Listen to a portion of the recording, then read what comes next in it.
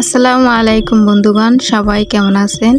আজকে একটি গুরুত্বপূর্ণ ভিডিও নিয়ে আপনাদের সামনে হাজির হয়েছি। ভিডিওটি সবাই না টেনে ধৈর্য সহকারে শেষ পর্যন্ত দেখবেন।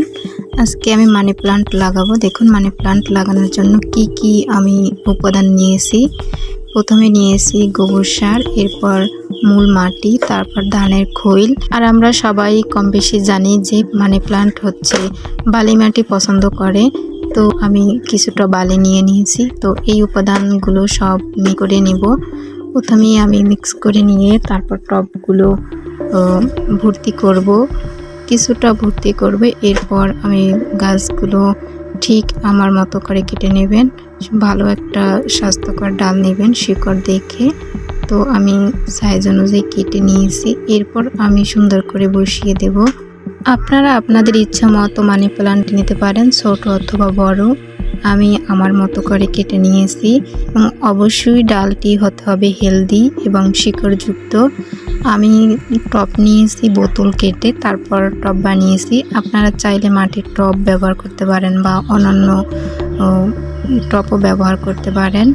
তো এরপর আমি কেটে সবগুলো একত্র করে সুন্দর করে বসিয়ে দেব। টপের নিচে কিছুটা মাটি দিয়েছি, এরপর বালু দিয়ে দিয়েছি যাতে করে ওখানে গাছগুলো খুব সহজেই বালু মাটি পেয়ে যায়। এরপরে আমি মাটি দিয়ে দেব চারপাশ দিক দিয়ে। বন্ধুরা, আমি ডালগুলো একদম টপের মাঝ বরাবর দিয়ে দিয়েছি।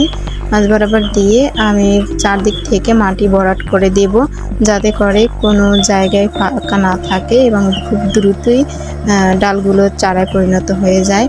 তো আমাদের সবারই কম বেশি মানি প্লান্ট পছন্দ। আমরা ইনডোর এবং আউটডোর দুটি জায়গায় এই মানি প্লান্ট রাখতে পারি এবং পানি এবং মাটিতে সব জায়গায় এই গাছগুলো সার্ভাইভ করে। তো আপনারা অনেকেই বলেন যে মানি প্লান্ট লাগালে মরে যায় বা শিকড় পচে যায়। তো তাদেরকে বলবো বর্ষার সময় গাছ এই মানি প্লান্ট লাগানোর বা চারা করার একটা বড় মাধ্যম। তো এই বর্ষার সময় লাগালে আপনি খুব দ্রুতই চারা করে ফেলতে পারবেন। দেখুন আমি লাগিয়েছি, কয়েকদিনের ভিতরে এগুলো অনেক বড় লতায় পরিণত হয়ে যাবে। আপনাদেরকে পরবর্তী আপডেট আমি দেখাবো। তো আমার গাছগুলো সম্পূর্ণ লাগানো শেষ। এরপর আমি একদম দেখতে আসছি যে কোথাও কোনো ফাঁকা আছে কিনা, মাটি ভর্তি করে দিয়েছি। তো আপনারা এভাবেই লাগানোর চেষ্টা করবেন, তাহলে দেখবেন খুব সহজেই আপনার মানি প্লান্ট হয়ে গেছে।